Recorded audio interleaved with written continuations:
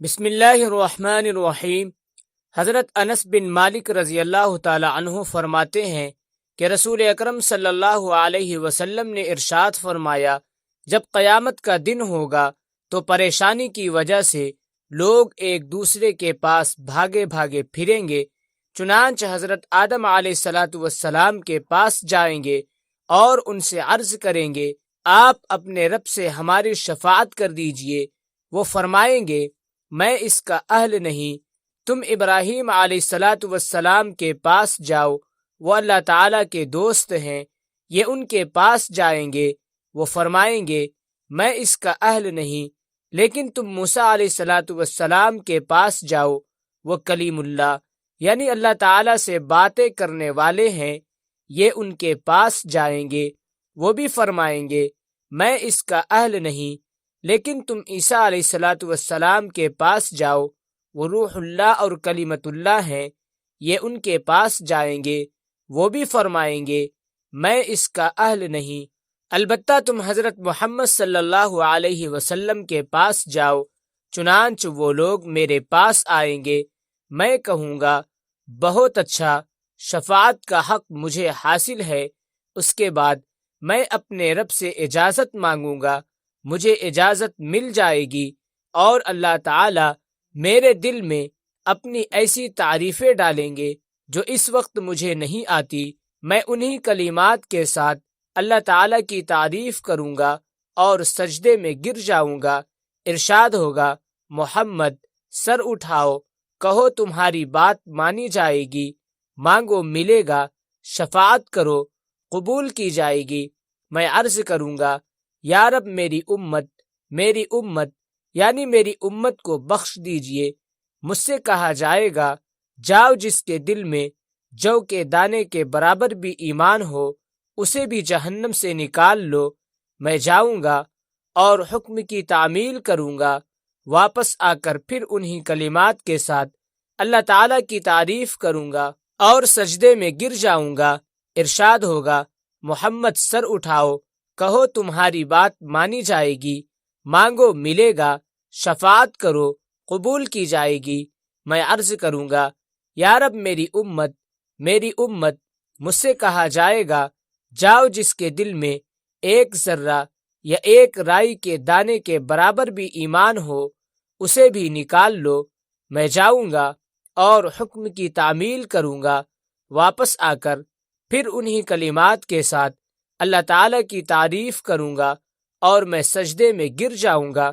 ارشاد ہوگا، محمد سر اٹھاؤ، کہو تمہاری بات مانی جائے گی، مانگو ملے گا، شفاعت کرو قبول کی جائے گی۔ میں عرض کروں گا، یا رب میری امت۔ مجھ سے کہا جائے گا، جاؤ، جس کے دل میں ایک رائی کے دانے سے کم تر ایمان ہو اسے بھی نکال لو۔ میں جاؤں گا اور حکم کی تعمیل کر کے چوتھی مرتبہ پھر واپس آؤں گا اور پھر انہی کلمات کے ساتھ اللہ تعالیٰ کی تعریف کروں گا۔ ارشاد ہوگا، محمد سر اٹھاؤ، کہو تمہاری بات مانی جائے گی، مانگو ملے گا، شفاعت کرو قبول کی جائے گی۔ میں عرض کروں گا، اے میرے رب، مجھے ان کے نکالنے کی بھی اجازت دے دیجئے جنہوں نے کلمہ لا الہ الا اللہ پڑھا ہو۔ اللہ تعالیٰ ارشاد فرمائیں گے، میری عزت کی قسم، میرے بلند مرتبے کی قسم، میری بڑائی کی قسم اور میری بزرگی کی قسم، جنہوں نے یہ کلمہ پڑھ لیا ہے انہیں تو میں ضرور جہنم سے خود نکال لوں گا۔ حضرت ابو سعید خدری رضی اللہ تعالی عنہ کی حدیث میں اس طرح ہے کہ چوتھی مرتبہ آپ صلی اللہ علیہ وسلم کی بات کے جواب میں اللہ تعالیٰ ارشاد فرمائیں گے، فرشتے بھی شفاعت کر چکے، انبیاء علیہ السلام بھی شفاعت کر چکے اور مؤمنین بھی شفاعت کر چکے، اب ارحم الراحمین کے علاوہ اور کوئی باقی نہیں رہا۔ چنانچہ اللہ تعالیٰ مٹھی بھر کر ایسے لوگوں کو دوزخ سے نکال لیں گے جنہوں نے پہلے کبھی کوئی خیر کا کام نہ کیا ہوگا۔ وہ لوگ دوزخ میں جل کر کوئلہ ہو چکے ہوں گے۔ جنت کے دروازوں کے سامنے ایک نہر ہے جسے نہر حیات کہا جاتا ہے۔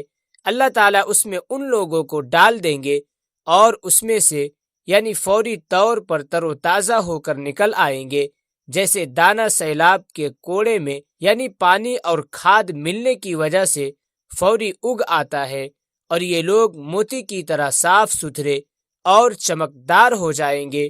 ان کی گردنوں میں سونے کے پٹے پڑے ہوئے ہوں گے، جن سے جنتی ان کو پہچانیں گے کہ یہ لوگ جہنم کی آگ سے اللہ تعالیٰ کے آزاد کردہ ہیں۔ انہیں اللہ تعالیٰ نے بغیر کسی نیک عمل کیے ہوئے جنت میں داخل کر دیا ہے۔ پھر اللہ تعالیٰ ان سے فرمائیں گے، جنت میں داخل ہو جاؤ، جو کچھ تم نے جنت میں دیکھا ہے وہ سب تمہارا ہے۔ وہ کہیں گے، اے ہمارے رب، آپ نے ہمیں وہ کچھ عطا فرمایا جو دنیا میں کسی کو نہیں دیا۔ اللہ تعالیٰ ارشاد فرمائیں گے، میرے پاس تمہارے لیے اس سے افضل نعمت ہے۔ وہ عرض کریں گے، اے ہمارے رب، اس سے افضل کیا نعمت ہوگی؟ اللہ تعالیٰ فرمائیں گے، میری رضا۔ اس کے بعد اب میں تم سے کبھی ناراض نہیں ہوں گا۔